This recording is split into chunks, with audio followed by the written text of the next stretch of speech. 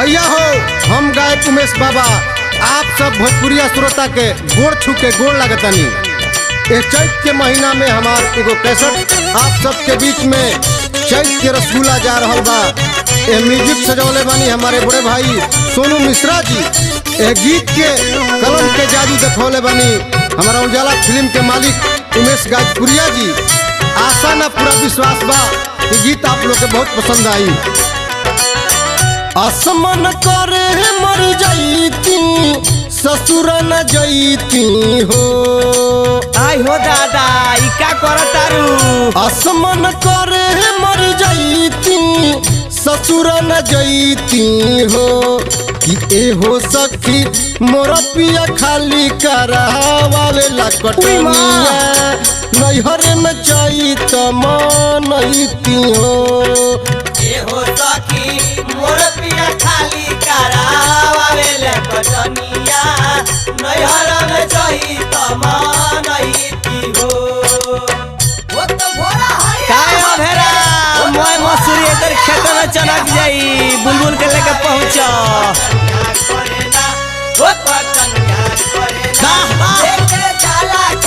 अरे टाइगर रातार जोड़ा में के हुए भाई जिला में कहीं जोड़ा नहीं खे। सुन बाबा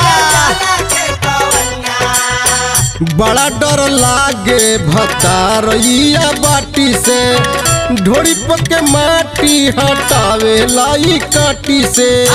ऐसा जान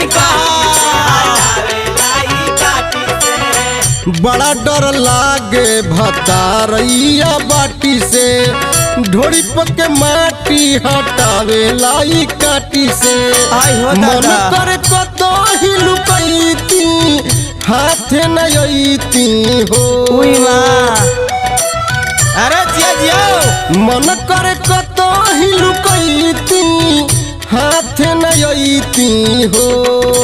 ए हो सखी मोर पिया खाली करावेला कटनिया नैहर में चैत मनैती हो।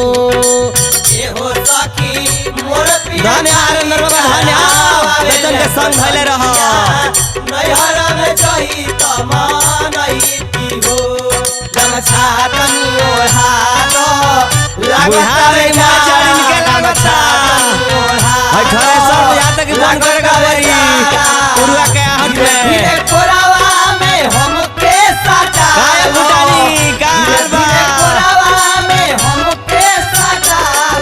अरे मुना ढेले के मन करे बाराए राजा राजा राजा गमछा तनी ओढ़ा। अरे क्या जोड़ा नहीं खे बाबा जाड़ा गमछा तनी ओढ़ा दो लगता वे जाड़ा। बड़ा तंग करेला सैया पी के खा के हाथ गरमावेला उ हसुआ धरा के। हसुआ धरा के हो हसुआ धरा के। बड़ा तंग करेला सैया पी के खा के हाथ गरमावेला उ हसुआ धरा के। कसहुआ पीछा छोड़ती खुद हटैती हो। गाया भेरा बुलबुल के संग छोड़ा कसहुआ पीछा छोड़ती कुफुत हटैती हो। ए हो सखी मोर पिया खाली करावेले कटनिया नैहर में चैत मनैती हो।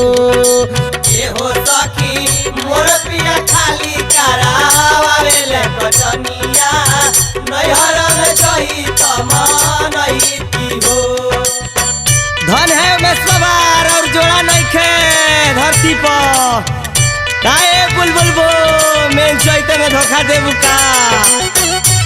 अरे मामी लगबू हाथे लागो हाथे लागो।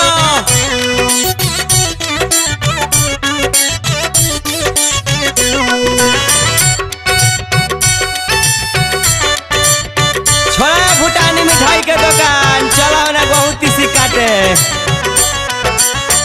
ओकर से नीमन बाणे यही जाके यार हो जानो से बढ़ के हमके करेला न प्यार हो।